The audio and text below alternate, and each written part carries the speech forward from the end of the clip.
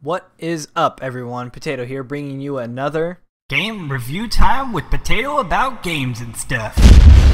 You guys seem to really like this intro, so I think I'm gonna keep it, maybe spice it up a little bit in the future, but who knows. Okay, let's dive right in. I just played through Activision's 7th installment of the Call of Duty series, Black Ops, aka Black Duty. Now I'm gonna get this out of the way. I hate Treyarch for what they've done to the Call of Duty series in the past. For those who are not aware, Treyarch made these stinkers.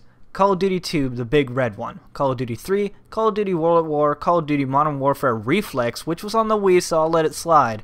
And most recently, Call of Duty Black Ops. But is Black Ops a stinker? Well, let's go see. Let's start off with the plot. I came into this expecting Treyarch to just put up a picture of a turd for 6 hours, periodically giving out achievements for jack shit. And at the end, shoot out confetti and say, "Huzzah, you won!" But I was wrong. Black Ops is based in the 1960s during the Cold War. Your main character is a guy named Alex Mason, a Special Forces operative. Next to him, you play a good bit as CIA agent Jason Hudson and a few other characters who all suck. Mason works with Frank Woods and Joseph Bowman. I don't know what it is about Bowman, but I enjoyed him throughout the entire story, while Hudson teams up with some Russian guy named Gregory Weaver. Viktor Reznov, whom a lot of you said looked like Dimichev from Singularity, is a key character from Treyarch's last game, World at War. Besides the people you play, there are also moments where you meet up with historical figures such as my boy JFK, Nixon, Robert McNamara, and Fidel Castro. You start the game as Mason, who is strapped to a chair in a room where he's being interrogated, completely oblivious to how he got there, why he's there, and constantly bombarded with questions that, go figure, he doesn't know the answers to. Most of the game is played through flashbacks Mason is having during this interrogation. During these flashbacks you visit Vietnam, which is riddled with explosions, fly helicopters which controls suck and couldn't even control the elevation. All that was going through my head was, hello, he's right above me, shooting the shit out of me, let me fly up, and Treyarch replying, what are you, stupid? Helicopters can't fly up, and even drive around in a boat, which was one of the hardest levels to complete in my opinion. Seriously, it took me like a dozen times just to get past that last part. The excessive explosions and gunfire bring me back to what I and many others thought of the movie 2012, or more commonly known as, good thing we weren't there 10 seconds ago.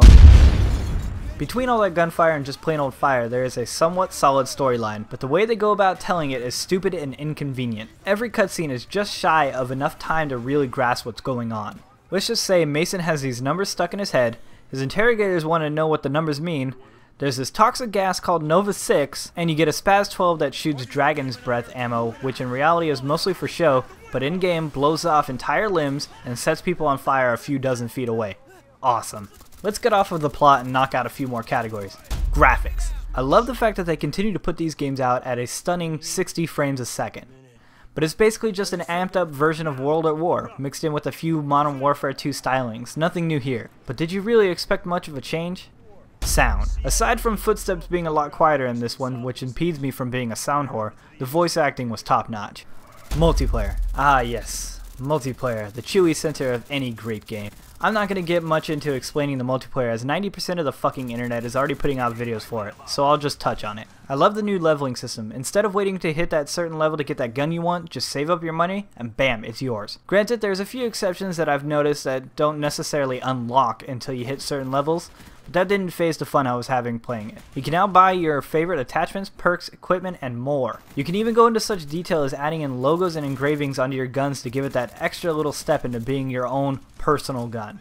My main strategy in multiplayer was not to get serious about this one. I was far too deep into Modern Warfare 2 that I stopped having fun and it became a job to play that game, constantly getting a 5-to-1 KDs every goddamn match. So I went with just being ridiculous the entire time. I invented a strategy that I call the Triple D, the Dolphin Dive Dodge. This strategy consisted of me just diving around every corner I went around, regardless if there was enemies or not. Now this strategy is not one that will give you gunships or anything, but I guarantee I'm having more fun than you. To the point where even if I get killed immediately after doing something stupid as this, I'm sitting there 3 AM laughing my ass off because I get to watch myself jump through a window into gunfire. But that's not to say that I haven't had some success with this. I don't think anybody expects someone to trip D around every corner, and I get some frozen and shot kills, which is awesome. The biggest problem I had with multiplayer was that they pretty much destroyed what we've grown to love about quickscoping. Granted, I'd never been a fan of the elitist group of quickscopers because it mainly involved 15-year-olds who think they're the shit when they get a lucky shot off. I've always been more of a drag scoper, more similar to Hutch's style if I remember correctly. All in all, I've enjoyed this game a lot more than I previously expected. It's definitely Treyarch's best game to date. I'm giving this game a 7 out of 10. If the single player left more of an impression on me, And if this felt more like an actual new game and not just Modern War at Fairs 2.5, then it would rank higher.